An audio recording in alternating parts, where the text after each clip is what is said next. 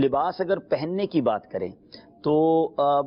ایک بالکل صحیح بات ہے کہ سادگی ہونی چاہیے، لیکن بعض لوگوں نے سادگی اور گندگی میں فرق چھوڑ دیا ہے۔ وہ سادگی کے نام پر گندگی کے ساتھ رہ رہے ہوتے ہیں، لباس سے بعض اوقات بو آ رہی ہوتی ہے،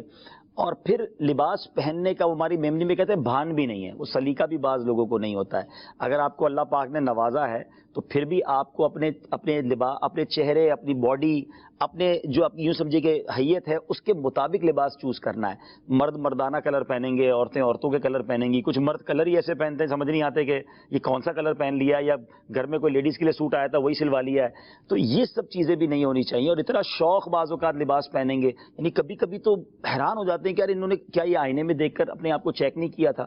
تو ایک باوقار لباس ہوتا ہے، پھر باقاعدہ موسم کے کلر ہوتے ہیں، کس موسم میں کون سے کلر پہنے جاتے ہیں، صحیح ہے نا۔ اب وہ گرمیوں کے موسم میں ڈارک کلر پہن رہے ہیں اور اتنے ڈارک پہن رہے ہیں، وہ آپ کو ویسے بھی طبی طور پہ بھی نقصان، طبی طور پہ بھی نقصان ہوں گے۔ تو اور کچھ کلر ہوتے ہیں جو بڑے سدا بہار ہوتے ہیں، جیسے ماشاءاللہ وائٹ ہے، آپ وائٹ جب بھی پہنے اچھا لگتا ہے۔ تو کلرز کا ہمیں تجربہ ہونا چاہیے اور باوقار لباس ہونا چاہیے۔ ضروری نہیں ہے کہ ہر لباس مہنگا ہوگا تو ہی اچھا ہوگا، بے شک نارمل لباس ہو، لیکن اگر صحیح طریقے سے اس کو سلوانے کے حوالے سے بھی، کلر کی پیچنگ کے حوالے سے بھی آپ رکھیں تو انشاءاللہ اس کی برکتیں ملیں گی۔ اور پھر سنت کی بات کریں تو پسندیدہ بھی سفید کلر ہے، اور اس کے بعد پھر اگر ماشاءاللہ سر پر امامہ ہو، اگر کرتا ہے تو وادی پنڈلی تک، جس طرح جو بھی سنت طریقہ ہے اس کے مطابق اگر لباس پہنے تو لباس کا لباس بھی ہوگا اور ثواب کا ثواب۔